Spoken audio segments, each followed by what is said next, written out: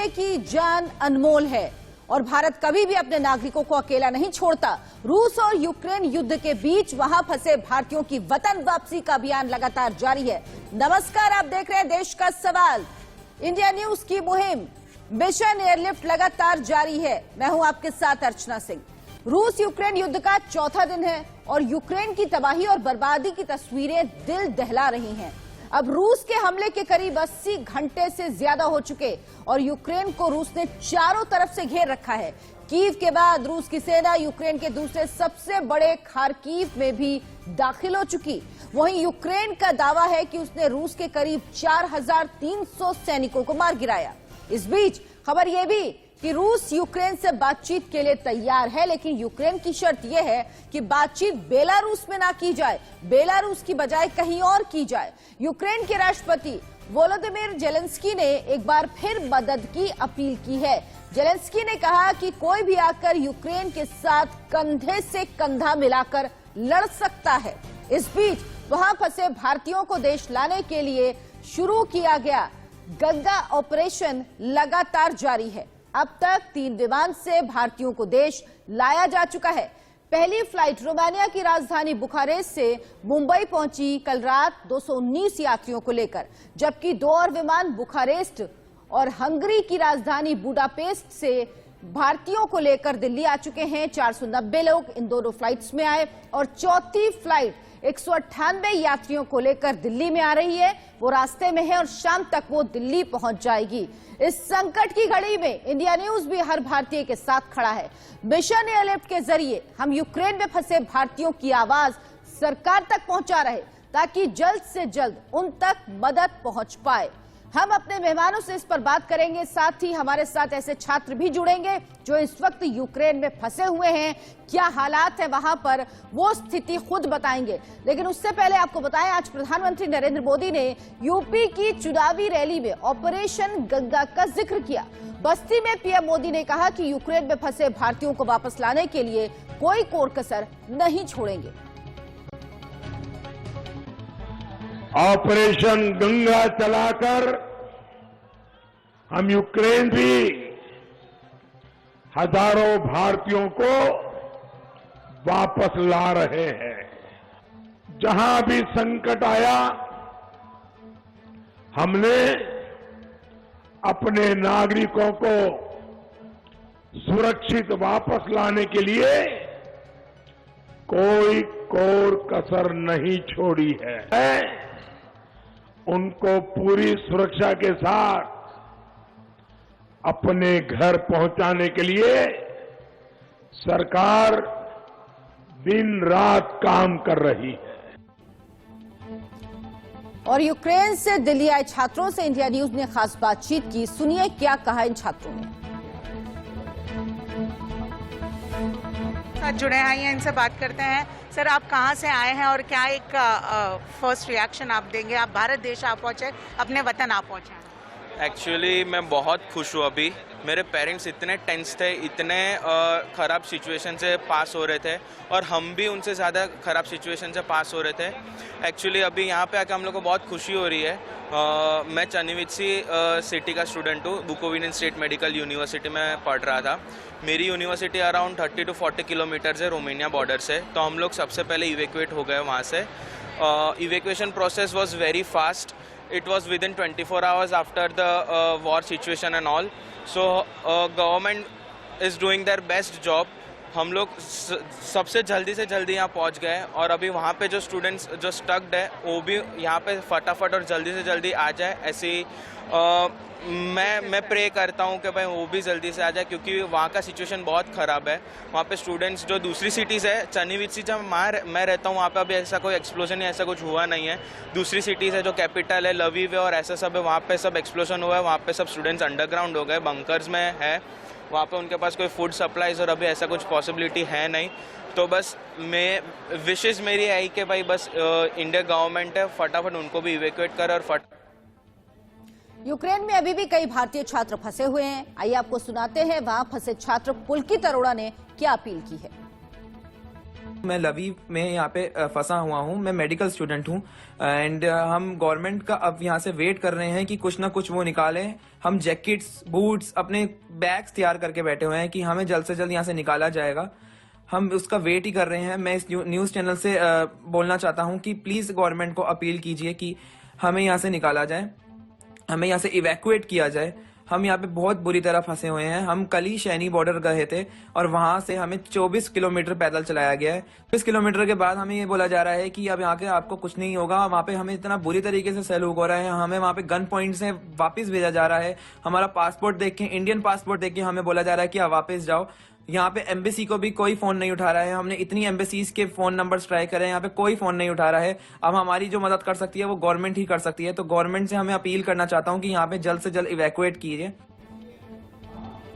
तो ये आपने उस छात्र की बात सुनी जो अभी यूक्रेन में है और स्वदेश कुछ छात्र लौटे हैं। 709 छात्र लौट चुके हैं और स्वदेश लौटे छात्रों से केंद्रीय मंत्री ज्योतिरादित्य सिंधिया ने फ्लाइट में ही बात की। Every step of the way, and we will leave no stone unturned until every single one of our citizens are back safely back home in India. So please pass this message on to all your friends, all your colleagues, that we are with them and we will guarantee their safe passage back. Pradhan Mantri ji is in touch with the Ukrainian Rashtrapati ji. The conversations are on to ensure that everyone is brought home safely. Conversations are also on with the Russian government, and we assure you कि एक एक नागरिक को वापस अपने मातृभूमि में हम लोग सुरक्षित रह के ही चैन की सांस लेंगे। बहुत बहुत आप लोगों का स्वागत प्रधानमंत्री जी की तरफ से, और एयर इंडिया के सभी क्रू को भी मैं अपने तहे दिल से धन्यवाद देना चाहता हूं कि आप लोगों को लाने के लिए इतनी मेहनत और मशक्कत की। आप सब लोगों का बहुत बहुत स्वागत है। I know now all your family and friends are waiting for you, so let's go and meet them. Thank you very much. Thank you. जय हिंद। और अब आपको समझाते हैं, दिखाते हैं कि कहां कहां से विमान आ रहे हैं। जो 3 फ्लाइट अभी तक पहुंची है भारत में, वो कहां से आई है। पहली फ्लाइट जो आई थी वो कल रात में पहुंची, मुंबई बुखारेस्ट से चली थी। रोमानिया की राजधानी बुखारेस्ट से चल के मुंबई पहुंची थी। कल तकरीबन 8:30 बजे फ्लाइट पहुंची थी और इसके बाद आज सुबह 2 फ्लाइट आई हैं, एक रोमानिया से और एक हंगरी से। दोनों दिल्ली पहुंची हैं, यानी 3 फ्लाइट अभी तक आ चुकी हैं। रोमानिया के बुखारेस्ट से एक फ्लाइट मुंबई पहुंची, एक फ्लाइट बुखारेस्ट से ही दिल्ली पहुंची सुबह और एक फ्लाइट हंगरी के बुडापेस्ट से दिल्ली पहुंची है। यानी 3 फ्लाइट और जिनमें 709 छात्र सवार थे वो आ चुकी है। 198 छात्र अभी फ्लाई कर रहे हैं, वो ऑन द वे हैं और वो फ्लाइट भी शाम तक दिल्ली पहुंच जाएगी। अब आपको दिखाते हैं यूक्रेन के वो कौन कौन से इलाके हैं जहां पर सबसे ज्यादा खतरा है, जहां पर इस वक्त कब्जा हो चुका है रूस का। ये देखिए, डेनप्रो, दोनेस्क, खार्किव में भी अब रूसी सेना घुस चुकी है। पूरे तौर पर रूसी सेना का कब्जा हो चुका है।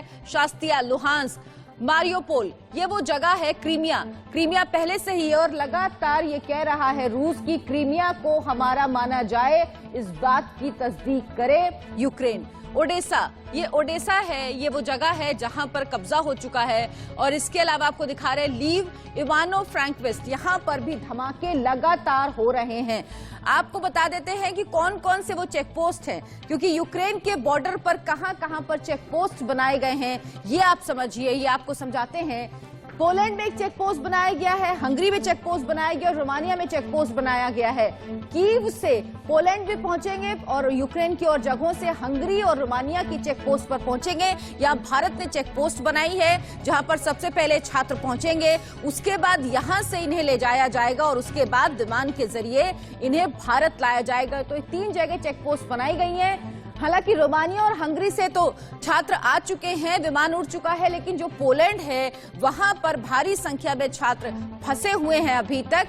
वहां पर छात्रों को अभी तक निकाला नहीं गया है। जो वहां की चेक पोस्ट है वहां पर छात्र फंसे हुए, लेकिन अभी एक जानकारी और आई है कि भारत में जो पोलैंड के राजदूत हैं उन्होंने कहा है कि जिन भी छात्रों ने यूक्रेन छोड़ा है उनसे वीजा नहीं मांगा जाएगा। अगर वो छात्र हैं, भारतीय छात्र हैं, यूक्रेन छोड़कर आ रहे हैं, तो उन्हें बिना वीजा के एंट्री दी जाएगी, क्योंकि अभी तक इन छात्रों को एंट्री नहीं दी गई है। और सबसे ज्यादा छात्र जो जमा हैं वो पोलैंड के चेक पोस्ट पर ही, पोलैंड के बॉर्डर पर ही हैं, लेकिन उन्हें प्रवेश नहीं मिल रहा है। शिकायत लगातार वो कर रहे हैं। हमारे साथ हमारे तमाम मेहमान जुड़े हैं, उनसे हम बात करते हैं। हमारे साथ जुड़े हैं मेजर रिटायर्ड मोहम्मद अली शाह, जुड़े हैं, रक्षा विशेषज्ञ हैं। विदेश मामलों के जानकार डॉक्टर धीरज कौल भी हमारे साथ जुड़े हैं। साथ ही मनिंदर सिंह यूक्रेन से हमारे साथ जुड़े, इनके साथ कुछ छात्र हैं, यूक्रेन बॉर्डर पर फंसे हुए हैं। गिरीश पंत सामाजिक कार्यकर्ता है, यूक्रेन के छात्रों का रेस्क्यू कराने की मुहिम में भी जुटे हुए हैं। हमारे साथ है दिया देवगन, यूक्रेन से लौटी हैं, छात्र हैं, वहां पढ़ाई कर रही थी। और सुंदरम भी हैं, जो भारत लौट चुके हैं। ये वो छात्र हैं जो भारत आ चुके हैं यूक्रेन से और इस वक्त भारत में मौजूद हैं। मनिंदर, ये बताइए कि आप इस वक्त यूक्रेन में कहां पर हैं, किस बॉर्डर पर हैं, कितने छात्र आपके पास हैं, और आप लोग जब वहां पहुंचे तो क्या आपने एम्बेसी से बात की थी तब वहां पहुंचे हैं? हालात क्या है वहां? हम यहाँ यूक्रेन में कीव में है, इंडियन एम्बेसी कीव में है उनके पास। उन्होंने हमें एक स्कूल में रखा हुआ है। और जब हम आए थे इंडियन एम्बेसी के पास, पहले तो उन्होंने साफ मतलब ऐसे कोई हमें श्योरिटी नहीं दी कि हम आपको रखेंगे। पहले तो वो बोलते कि जिनके पास मनी है वो अपने होटल का इंतजाम कर सकते हैं। फिर हमने कैसे ना कैसे करके उन पे प्रेशर डाल के मतलब बोला कि हम यहाँ से नहीं जाएंगे, जो करना है आप भी करोगे। फिर एम्बेसी के, इंडियन एम्बेसी जो कीव में है उसके पास एक स्कूल था, फिर उन्होंने वो स्कूल खुलवाया। फिर उन्होंने सारे स्टूडेंट्स यहाँ पे इवैक्यूएट किए और 300 और 400 स्टूडेंट था तब। और 2 दिन बाद एम्बेसी ऐसा बोले कि जो स्टूडेंट्स ने जाना है वो अपनी रिस्पॉन्सिबिलिटी पे जा सकते हैं, यहाँ पे आप सेफ नहीं हो, और जिसने जाना है हमारी कोई रिस्पॉन्सिबिलिटी नहीं है, अपनी रिस्पॉन्सिबिलिटी पे जा सकते हो। और कल सबसे ज्यादा हमारे साथ धोखा किया है जो इंडियन एम्बेसी ने हमें बोला कि आपकी जो ट्रेन बुक करवाई है कीव से, 2 बोगीज बुक करवाई थी कीव से चर्निविट्स की, बट हम 80 पीपल थे, हम 80 जाने अपनी एम्बेसी से लेकर ट्रेन स्टेशन पे गए। उन्होंने हमें बोला था कि आप हमारे साथ ऑफिशियल जाएंगे, बट जब हम उधर पहुंचे उधर कोई ऑफिशियल था नहीं। उधर ट्रेन स्टेशन पे कोई हमें ट्रेन नहीं दिखी, ट्रेन पे कोई हमें नंबर नहीं मिला, और साथ ही साथ कोई कोड वोड कुछ नहीं मिला। हम स्टेशन पे जाके इंडियन एम्बेसी ऑफिशियल्स को फोन कर रहे थे, वो कोई फोन नहीं उठा रहा था हमारा। सारे मतलब 4:50 की ट्रेन पे मैं आपको अपडेट करता हूँ, और 5 बजे कर्फ्यू लगना था ना। हम ट्रेन में कीजिए, मैं आपको अपडेट करता हूँ।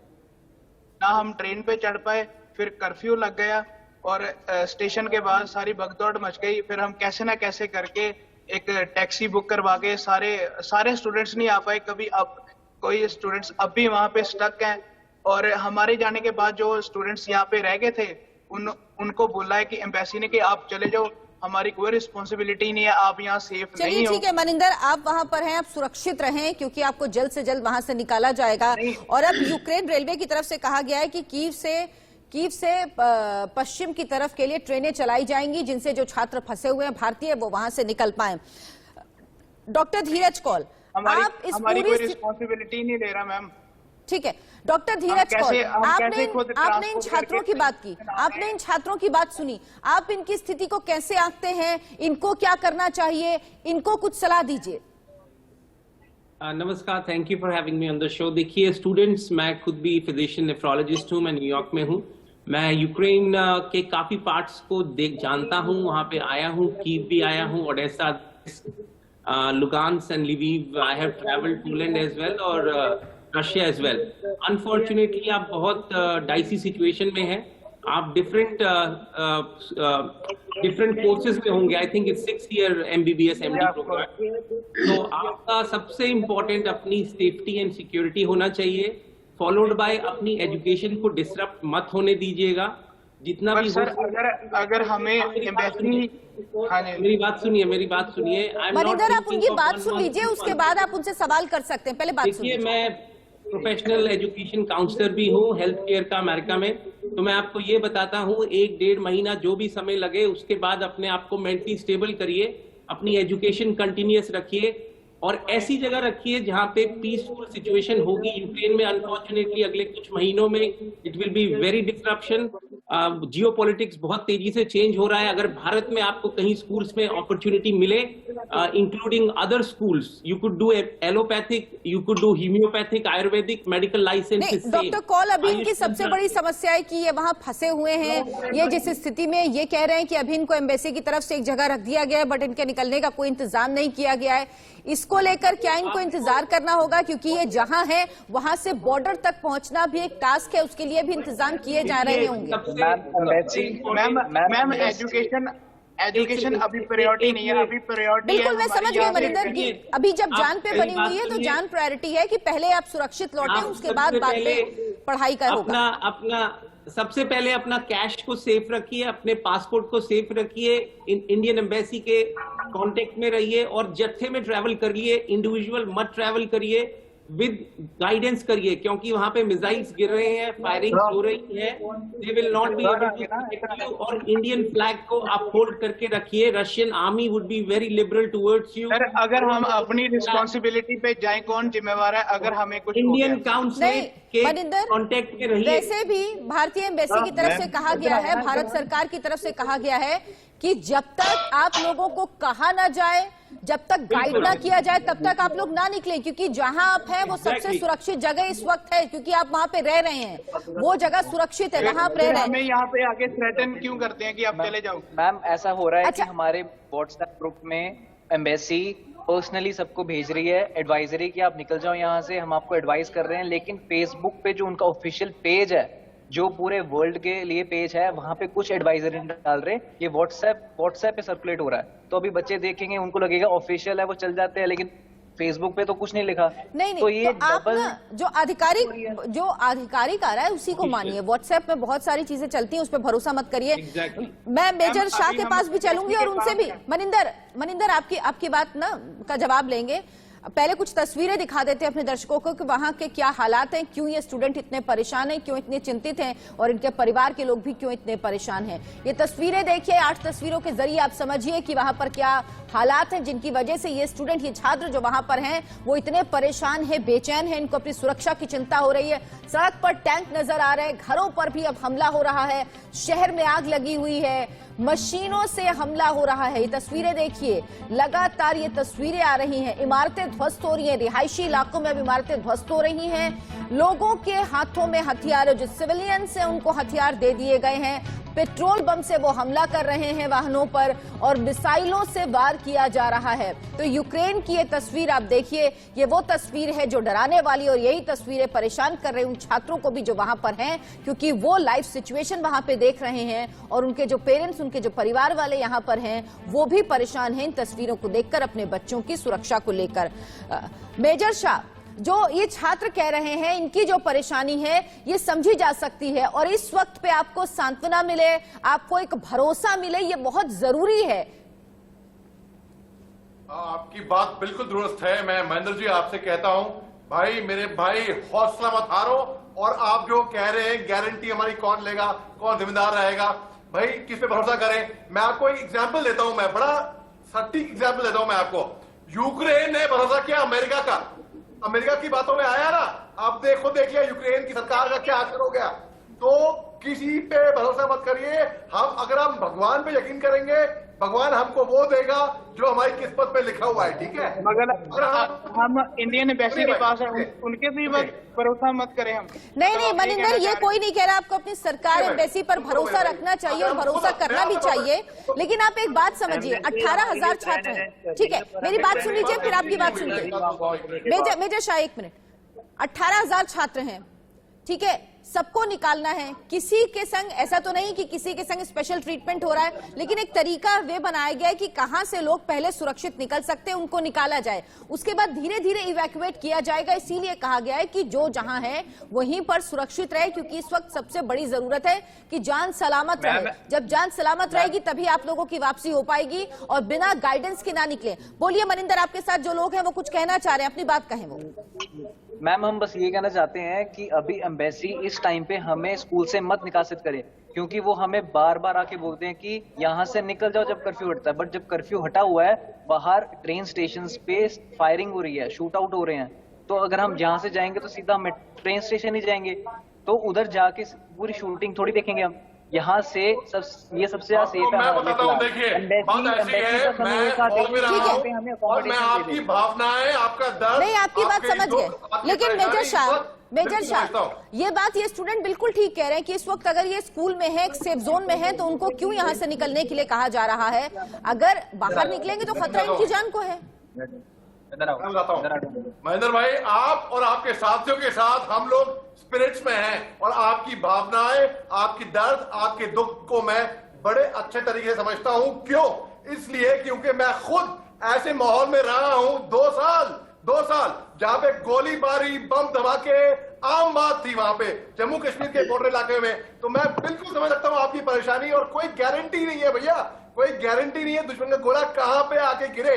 भाई इस वक्त सही बात है कि आप लोग, अगर आपको एक अंडरग्राउंड शेल्टर मिला हुआ है, समझिए आप लोग बहुत किस्मत वाले हैं, आप लोग महफूज हैं वहां पे। क्योंकि देखिए आपको मैं बात समझाता हूं, जो अंडरग्राउंड शेल्टर होते हैं ना, वो उस तरीके से बने होते हैं आर्किटेक्चरली कि वो बॉम्ब प्रूफ होते हैं। उन पे अगर गोला भी गिर जाए आपको फर्क नहीं पड़ेगा। भाई बैंक पे गए होंगे आप, बैंक के लॉकर में, अगर आप बेसमेंट में गए हैं आप देखेंगे अलग तरीके का मेक होता है। उसी तरीके से आप, अगर आपको शेल्टर मिला हुआ है, मैं मानता हूं तकलीफें आएंगी, मैं मानता हूं कि भूख भी लगेगी, मैं मानता हूं कि राशन पानी खत्म हो रहा होगा, मैं मानता हूं कि पैसे भी खत्म हो रहे होंगे, मैं मानता हूं ये सब तकलीफें हैं भैया, हैं।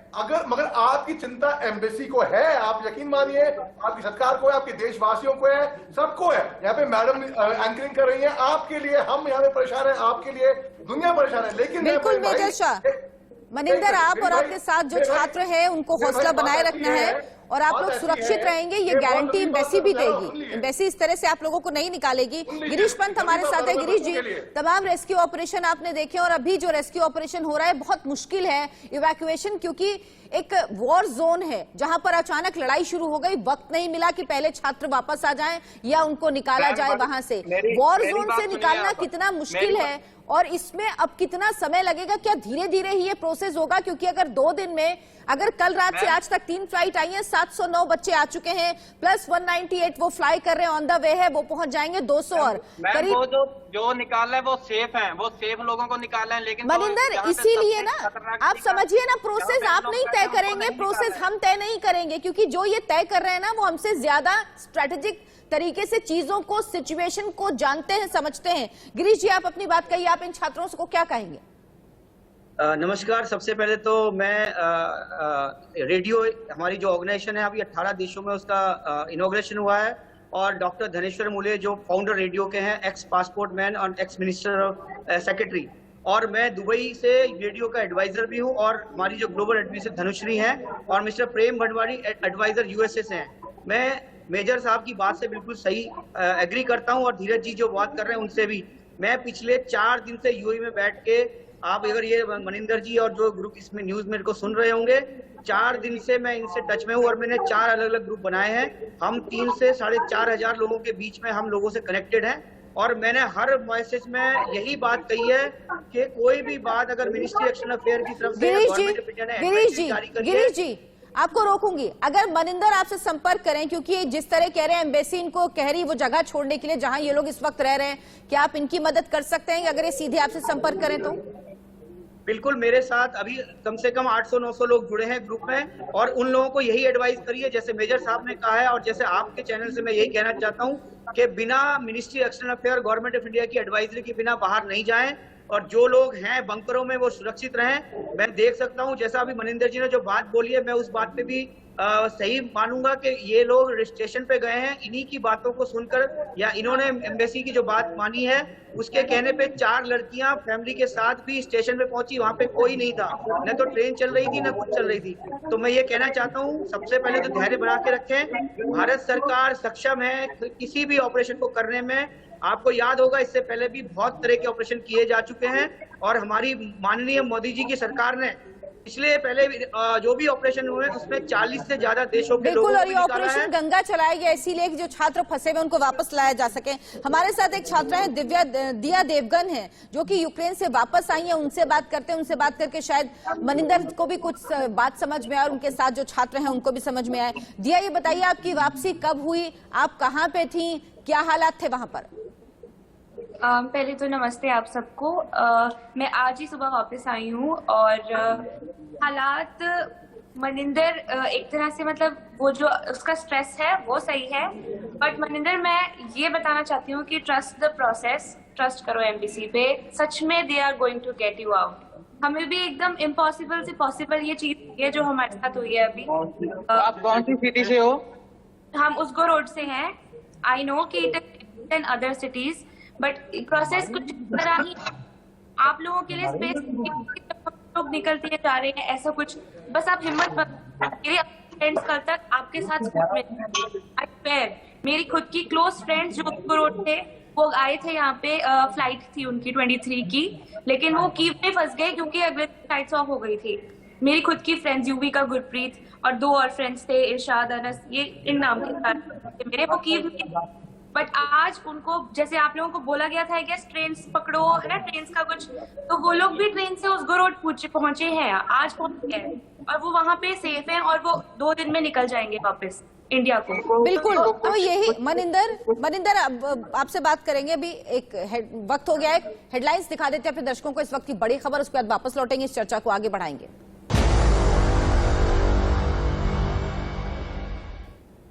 ऑपरेशन गंगा के तहत यूक्रेन से अभी तक 3 फ्लाइट भारत आ चुकी हैं, 709 छात्र आ चुके हैं। एक फ्लाइट में और 198 छात्र आ रहे हैं, बाकियों को निकालने की कोशिश भी की जा रही है। लेकिन जो छात्र वहां फंसे उनमें बेचैनी है, वो अपनी सुरक्षा को लेकर परेशान हैं और वो तमाम सवाल उठा रहे हैं कि उन तक मदद कब पहुंचेगी। मनिंदर, आप कुछ कह रहे थे, अपनी बात कहिए, लेकिन साथ ही ये भी ध्यान रखिए। मनिंदर अच्छा हमारे साथ नहीं, सुंदरम हमारे साथ जुड़े हुए हैं जो वापस आए हैं यूके से। सुंदरम, आप कहाँ थे, कहां से आप वापस आए और कब आए हैं?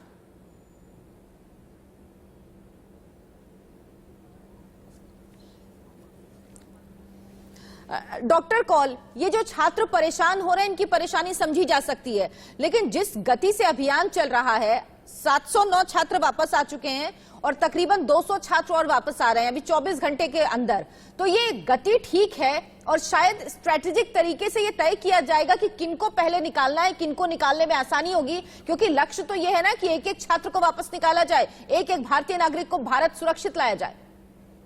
बिल्कुल बिल्कुल, और मुझे पूरी ट्रस्ट है इंडियन एक्सटर्नल अफेयर्स मिनिस्ट्री और इंडियन एम्बेसी पे। स्ट्रेटेजिकली देखिए, वॉर जोन के अंदर speed of movement is very restricted और उसके दौरान सेफली मूव करना बहुत जरूरी है। और मुझे लगता है इनको बिल्कुल as per the instruction, official instruction of the Indian embassy they should go, number 1।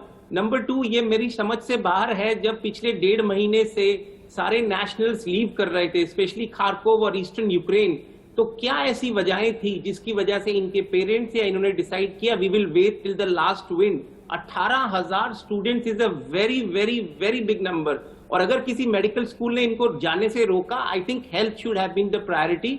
ये सब चीजें बाद में देखी जा सकती हैं, और गवर्नमेंट ऑफ इंडिया का बहुत बहुत धन्यवाद कि वो अब बहुत तेजी से इनकी असिस्टेंस में आ रही है, and we all should be the grateful to ministry of external affairs and Indian embassy. And students, please stay strong. I know it's very hard, ये बहुत मुश्किल समय है आपके लिए, एंजाइटी, फ्रस्ट्रेशन होगा, लेकिन प्लीज उनकी इंस्ट्रक्शंस को फॉलो करिए। बंकर्स अगर वो रिकमेंड करते, रखिए अपना पासपोर्ट और कैश, प्लीज स्टे सेफ। और आपके लिए गुड न्यूज ये है कि पोलैंड ने वीजा और पासपोर्ट रिक्वायरमेंट्स तक वेव कर दी हैं for the nationals who are coming there. So please stay strong, और पूरे पोलिश लोग आपकी हेल्प और रोमानियन लोग आपकी हेल्प के लिए रेडी हैं, plus Indian consulate is there. It's a hard time. Our prayers are with you and your parents. You will be home soon, safe. दिया, आप कुछ कहना चाह रही हैं, बोलिए। Yes, ma'am. The problem was that some of us did not get TRC. हमें TRC नहीं मिली थी, और कुछ की प्रॉब्लम ये थी कि Croc was up. TRC? Temporary residence card. Temporary residence card. TRC नहीं मिली थी, और Croc was upcoming. जो सीनियर्स थे उनका। Ma'am, listen to me, Divya. Your health and your life is way more important than missing 1 year of medical school. and you can always transfer. So in future, if you go ever overseas and listen to me, and there is a conflict, don't wait till the last moment. Like Major told you, life is very precious. We all can try, nobody can guarantee you. Be very, very careful when you're outside the cocoon of your own country and loved ones. The onus lies on you. You are adult, 18 plus, correct? Yes, sir. But on 16 Feb, the attack day of attack was announced, and दिया और doctor call, आपसे गुजारिश है कि आप लोग please Hindi में बात करें ताकि हमारे दर्शक भी समझ पाएं। जी, ये स्थिति महीनों से वहाँ पे डेवलप हो रही थी, महीनों से, और सारे नेशनल्स इंटरनेशनल 15 फरवरी को पब्लिश हुई थी सर, और 16 फेब को हमारा अटैक अनाउंस हुआ। चलिए ठीक है दिया, ठीक है, लेकिन ये बात सही है कि लंबे समय से कहा जा रहा था वहां के हालात, भारत सरकार की तरफ से भी कहा गया, लेकिन उसके बावजूद भी छात्र वहां पर बने रहे। हालांकि ये सब बातें अभी चर्चा की नहीं, पर बाद में चर्चा होगी कि क्या वाकई पहले कदम उठाए जाने चाहिए थे जो नहीं उठाए गए। गिरीश जी, आप कुछ कहना चाह रहे हैं? जी, मैं यही कहना चाहता हूं कि मैं पिछले 4 दिनों से जिन 800 लोगों से संपर्क में हूं, हमारी अदर रेडियो की टीम लगी है। मैं आपके माध्यम से, और जैसे मेजर साहब ने कहा है, प्लीज कोई भी इंस्ट्रक्शन, मैं उनको पिछले 4 दिन से यही समझाने की कोशिश कर रहा हूं कि बिना किसी इंस्ट्रक्शन के बाहर नहीं जाएं, जबकि लोग बॉर्डर पे पहुंच गए हैं। और मैं उनको यही बोला हूं कि भारत सरकार सक्षम है आपको निकालने में, और मिनिस्ट्री ऑफ एक्सटर्नल अफेयर की पूरी टीम लगी है। मैं मानता हूं मनिंदर जैसे बात कर रहे थे, या दिव्या ने बोला कि उन्होंने फोन नहीं मिल रहा, या किसी एम्बेसी ने फोन नहीं उठाया। जी गिरीश जी, इस वक्त एक बड़ी खबर आ रही है, यूक्रेन ने खार्किव को वापस लेने का दावा किया है। खार्किव जिस पर रूस की सेना घुस गई थी, दावा किया था रूस की तरफ से कि खार्किव पर कब्जा कर लिया गया है। अब बड़ी खबर यह है कि विदेश मंत्री ने कहा है कि खार्किव पर यूक्रेन ने वापस से कब्जा कर लिया है, रूसी सैनिकों को खार्किव से भगा दिया है। ये यूक्रेन की तरफ से कहा जा रहा है, बड़ा बयान है ये। मेजर शाह, ये अगर हुआ है, जो खबर आ रही है, जो अभी यूक्रेन की तरफ से कहा गया कि खार्किव उन्होंने वापस ले लिया है रूस से, तो ये बड़ी खबर है। और इस खबर के आने के बाद आप इस पूरे लड़ाई को, इस पूरे सिनेरियो को कहां जाते हुए देखते हैं? पहली बात तो ये उनकी तरफ से आया है बयान, रूस ने इसको अपोज नहीं किया है कि नहीं किया है, तो कितना रिलायबल है उनका वो बयान? ये इंफॉर्मेशन वॉरफेयर हो सकता है, साइकोलॉजिकल वॉरफेयर हो सकता है। अगर मैं बेनिफिट ऑफ डाउट भी देता हूं, चलो खार्किव पे कब्जा कर लिया है इन लोगों ने, मैं फिर भी कहता हूं ये हार्ड भी लड़ाई है यूक्रेन के लिए, और प्रेसिडेंट जो ज़ेलेंस्की है बहुत ही बेवकूफी का काम कर रहे हैं। ये कोई बहादुरी नहीं हुई, उनके पीछे पूरा देश है, सिविलियंस है, फॉरेनर्स है, एक्सपर्ट्स है, सबकी जानें खतरे में डाल रहे हैं ये। और एक और बात है कि सन त्जू एक चाइनीज ऑथर है, उन्होंने किताब लिखी है आर्ट ऑफ वॉर, उसमें चैप्टर 8 में लिखा है कि भाई टैक्टिकल विड्रॉल, जब आपको दिख रहा है कि लड़ाई हारती हुई है, आपको विड्रॉ कर देना चाहिए सही मौके पे, क्योंकि उनको अपने घटने के बाद आना ही होगा। आज है तो कल। मैं उनकी तरफदारी या पगदारी है ना इनकी या रूस की नहीं कर रहा हूं, मैं एक बहुत ही प्रैक्टिकल बात कह रहा हूं। रूस ने जो किया बहुत ही गलत किया, हमला या अटैक या वॉर कोई सिचुएशन नहीं है, कोई सोल्यूशन नहीं है, नहीं करना चाहिए था, कतई नहीं करना चाहिए था। लेकिन ताली हमेशा 2 हाथ से बचती है, और यूक्रेन के राष्ट्रपति बार बार बचकाना बयान, मेरे को खून खौल रहा है मेरा देख के कि मेरे देशवासी, महेंद्र जैसे देशवासी वहां पे बैठे हुए हैं, अटके हुए हैं, और मैं बहुत फिक्र में हूं उनके लिए भी।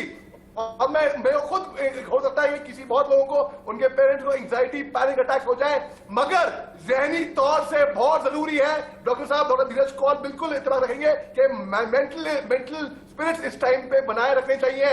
You have to remain motivated, आपको अपने मनोबल बना के रखना चाहिए। और अगर ऐसा बयान आया भी है तो हम वेट करते हैं कंफर्मेशन का, हम वेट कर देखते हैं। और डॉक्टर कौल जी, डॉक्टर कौल, लेकिन जो बातचीत अभी ये खबर आ रही है कि यूक्रेन ने खार्किव में वापस से कब्जा कर लिया, हालांकि दावा यूक्रेन का है जिस तरह से मेजर शाह भी कह रहे हैं, लेकिन जब बातचीत की पेशकश की गई इस बार रूस की तरफ से, तो यूक्रेन ने ये कहा कि हम बेलारूस में बात नहीं करेंगे, फिर से इनकार कर दिया। वो कह रहा है जो उसकी कंट्रीज हैं जिन पे उसको भरोसा है वहां पर ये बातचीत होनी चाहिए, यानी बातचीत की मेज पर अब नहीं आ रहा है यूक्रेन। ये भी इस विवाद को और ज्यादा बढ़ा रहा है। देखिए, जिस डायरेक्शन में ये वॉर जा रही है, बहुत डेंजरस सिचुएशन डेवलप हो चुकी है वर्ल्ड के लिए। आज से 2 दिन पहले शायद मैं वर्ल्ड वॉर 3 का नाम मेंशन करने में थोड़ा इतराता, लेकिन स्विफ्ट भी बैन हो गया है। इतना प्रेशर रशिया के ऊपर डेवलप हो रहा है। आई एम वरीड कि ये बात, और नेटो ने अभी एंटी एयर डिफेंस मिसाइल्स देने शुरू कर दिए हैं लाटविया, एस्टोनिया के अंदर। और वहां से आप अगर देखेंगे तो रोमानिया के अंदर अमेरिकन सोल्जर्स आ रहे हैं, एक फ्लैश पॉइंट और न्यूक्लियर मिसाइल्स बेलारूस में एक्टिवेटेड है, एक फ्लैश पॉइंट क्रिएट हो रहा है। अगर cool minds will not prevail और जिद्दी लोग आपस में ये करते रहेंगे, पूरा वर्ल्ड इसमें झुक जाएगा। वहां चाइना, रशिया टुगेदर आ चुका है, ताइवान के ऊपर वो ऑलरेडी देख रहे हैं, और भारत के ऊपर गलवान, और आप जानती हैं वहां पे क्या हो चुका है। यहाँ से कुछ साउथ अमेरिकन कंट्रीज एक्टिवेटेड हैं, वी आर वेरी क्लोज। और इन्फ्लेशन अमेरिका में 7.5% है, कोविड से अभी रिकवर हुए हैं। इकोनॉमिकल बहुत बड़ा स्ट्रेन आने वाला है, गैस ऑलरेडी $130 प्रति बैरल नेक्स्ट वीक हम एंटिसिपेट कर रहे हैं। तो बहुत खतरनाक सिचुएशन है। ये टाइम है कि यूनाइटेड नेशंस और सब देशों को साथ में इनको बिठाना चाहिए, तुरंत काल से ये conflict doctor Kaul, united nation तो आज इस बात पे बैठक कर रहा है कि क्या इस मुद्दे पर यूनाइटेड नेशन की बैठक बुलाई जाए या नहीं। तो यूनाइटेड नेशन का तो क्या स्टैंड है, अभी तक क्या किया उसने, ये आपने देखा ही है।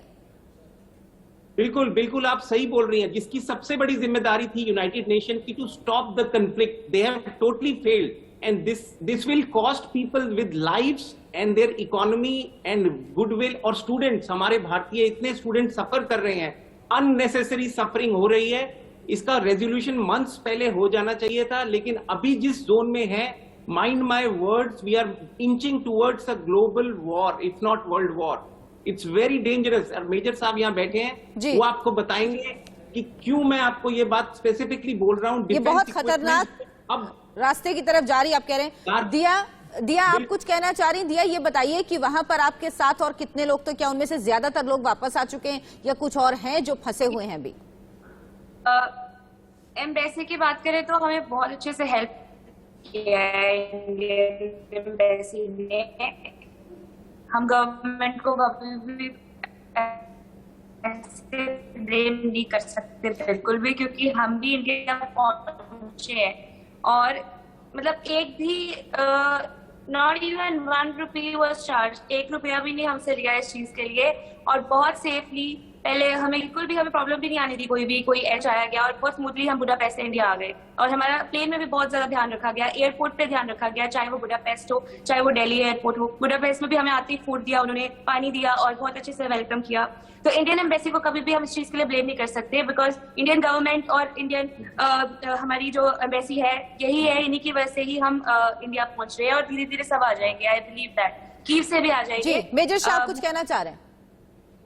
जी, मैं ये कह रहा हूँ, दिया आपने बिल्कुल दुरुस्त फरमाया। आप देखिए, एम्बेसी ऑफिशियल्स की उनकी जान खतरे में नहीं है क्या? उनकी भी जान खतरे में है। गोला पूछ के नहीं आएगा कि यहाँ पे एम्बेसी है, ये मिलिट्री एस्टैब्लिशमेंट है, ये हाई राइज है ना, मगर जो अंडरग्राउंड है वो महफूज है अभी इस टाइम पे। और अगर जब हम बात करते हैं कि वहां पे फोन नहीं उठा रहे, अरे एक एम्पैथी होती है, अपने आप को सोच के देखें। अब वहां पे उसकी जगह भाई हजारों कितने फोन आ रहे हैं, कितने नेटवर्क डाउन है, आप देखिए तो वहां पे कितनी भीड़ है। वहां पे आप वेस्टर्न बॉर्डर पे जाइए यूक्रेन के रोमानिया के पास में, आप देखेंगे तकलीफें, किलोमीटर की लंबी लाइन हो रही है। और पोलैंड में जहां बात हम कर रहे हैं कि भाई बिना पासपोर्ट के बिना वीजा, अच्छी बात है, बहुत अच्छी बात है, लेकिन वहां की भी सरकार, वहां की भी पुलिस परेशान होगी देख के इतने लोग इन्फ्लक्चुएशन आ रहा है पूरा उनके देश में। 1 लाख आप अच्छा सोचिए अच्छा होने वाला है, आप यहाँ से बच के निकलेंगे तो बिल्कुल। अच्छा इसीलिए कहा जा रहा है कि आप जहाँ हैं वहाँ सुरक्षित रहें, सबसे जरूरी है। गिरीश जी, आप क्या कहना चाहेंगे छात्रों से और उनके परिवारों से, खासतौर पे वो जो अभी फंसे हुए हैं वहां पर?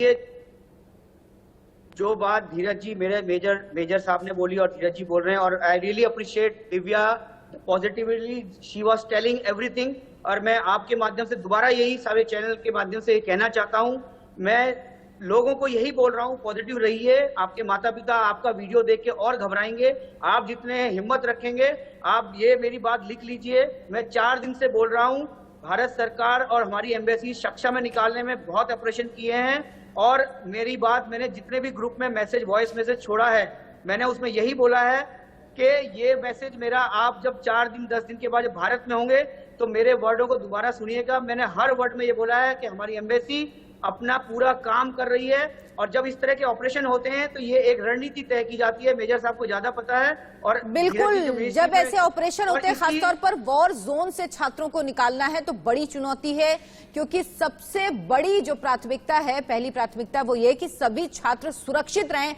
और सुरक्षित देश वापस आएं। दिया ने जो बातें कही हैं उससे भी शायद बहुत परिवारों को, बहुत बच्चों को हौसला मिला होगा। इसलिए भरोसा रखिए कि आप सब सुरक्षित वापस आएंगे और इसकी पूरी कोशिश भारत सरकार कर रही है। ऑपरेशन गंगा लगातार चल रहा है और तब तक चलता रहेगा जब तक एक एक छात्र सुरक्षित देश वापस नहीं आ जाएगा, एक एक नागरिक वापस नहीं आ जाएगा। आप सबका बहुत बहुत शुक्रिया इस चर्चा में हमारे साथ जुड़ने के लिए। एक ब्रेक का वक्त है।